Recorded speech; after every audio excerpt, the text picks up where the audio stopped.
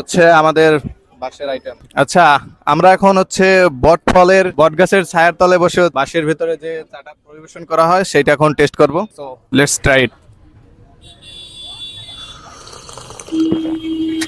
এটার উপরের অংশটা হচ্ছে একটু সরু, তাই হচ্ছে একটু বাঁকা করে খাইতে হয়, নয়তো বাঁশ জায়গা মতো ঢুকে যাবে। ভাইয়ের হচ্ছে এটা একটু পুড়ে দিছে, যার কারণে হচ্ছে বাঁশের একটু ফ্লেভার আছে। আর এটা হচ্ছে অনেকটা হট, সো এটা টিস্যু পেপার দিয়ে ধরে নিতে হয়।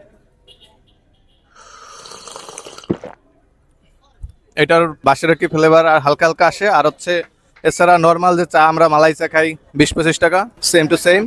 এছাড়া ডিফারেন্ট নাই, বাট হিউজ পরিমাণ আছে আমার মনে হয় এখানে, প্রায় 1 বিঘার মতো। আর এটা সম্পূর্ণটা হচ্ছে ফুল। আপনারা যারা হচ্ছে এটা ট্রাই করবেন একটু সাবধানে খাইবেন, কারণ হচ্ছে এটা একটু ডিফারেন্ট হয়ে খাইতে হয়, যার কারণে যে কোনো সময় যেহেতু চা গরম, দুর্ঘটনা ঘটে যেতে পারে। তো এইটার বাঁশের ফ্লেভারটা ছাড়া ডিফারেন্ট কিছুই নাই, নর্মাল টি এর মতো। আর এটা রেটিং আমার কাছে 7/10।